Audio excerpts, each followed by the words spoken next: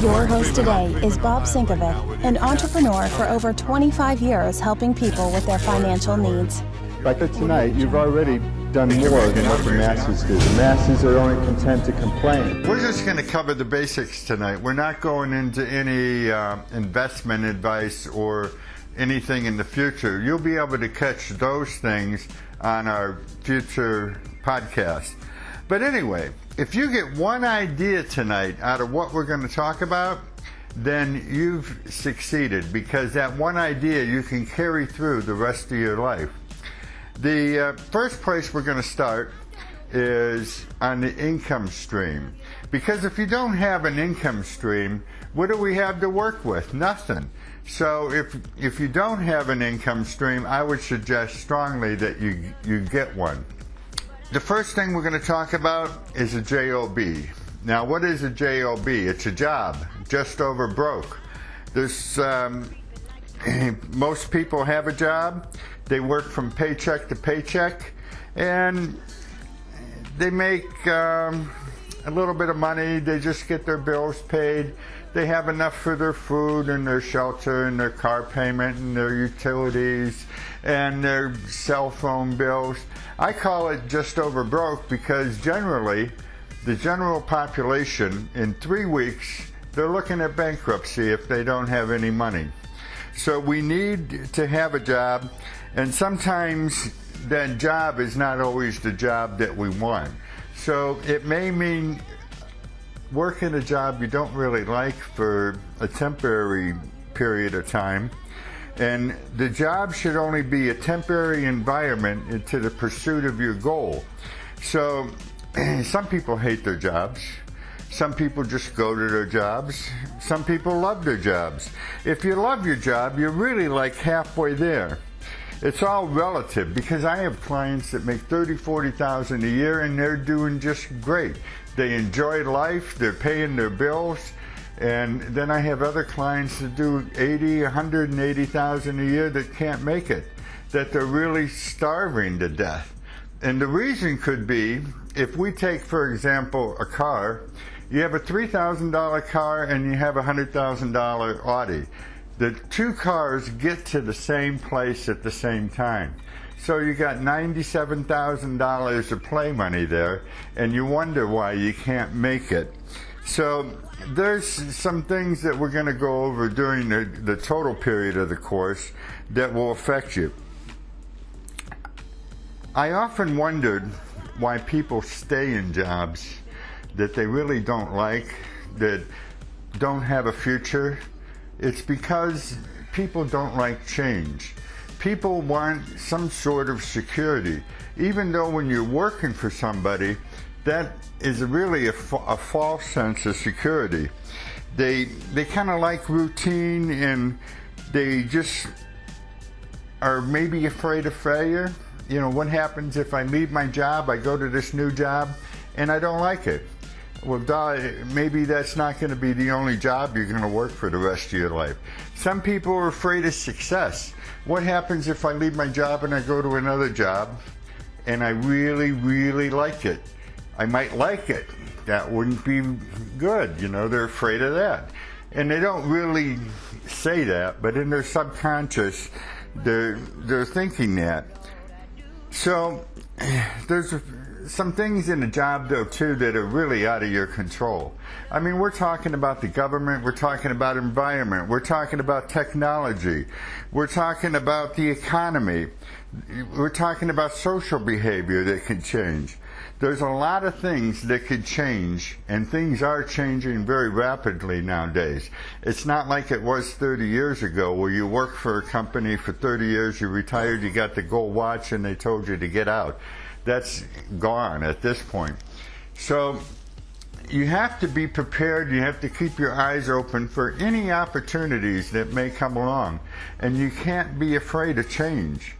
There's no reason why you need to be afraid of change.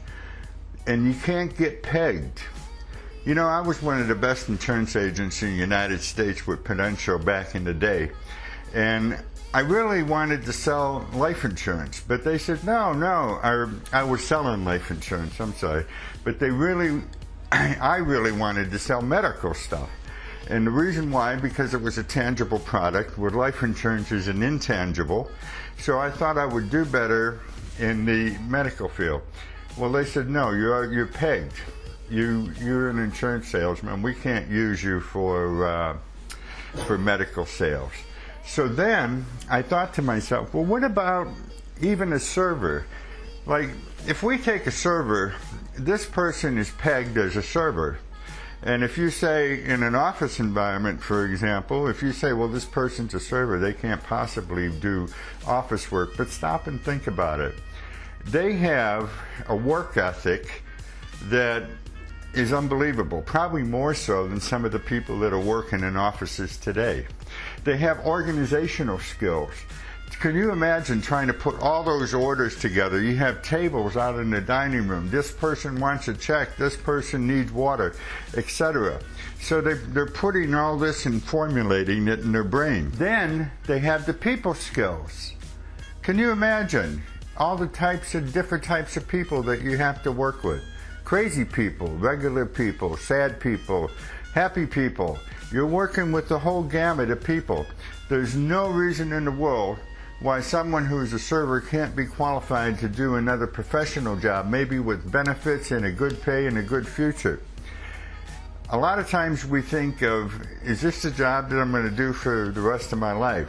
I think in today's marketplace you have to think 5, 10 years max, because things are changing very rapidly and corporations really don't have any what would they call it, loyalty to you. It's more for them, and they want to squeeze you, get as much as you can, use you up, get you out, and get somebody in there that's cheaper and younger that can do the same job, basically. Maybe not as good as you, but they don't care.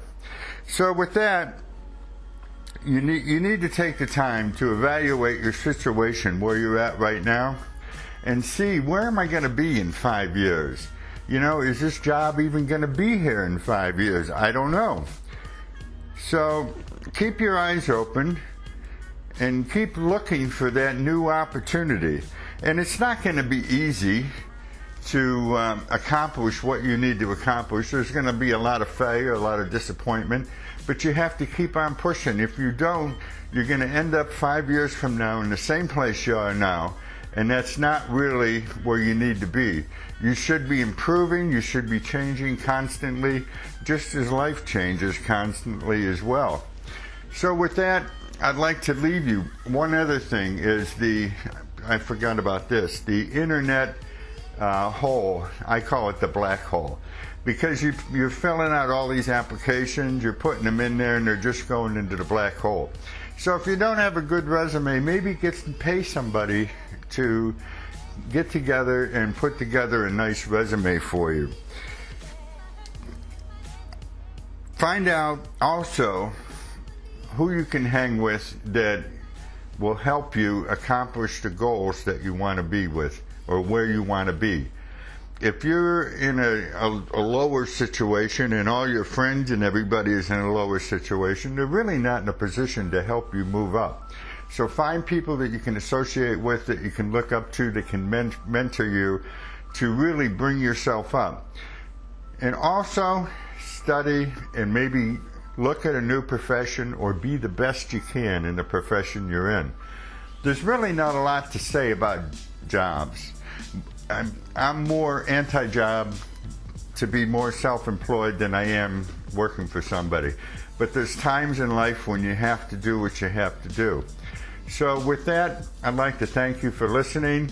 Keep watching the podcast, because eventually we're going to get into the money part where you want to hear and see what's going on. Thanks a lot. Appreciate it.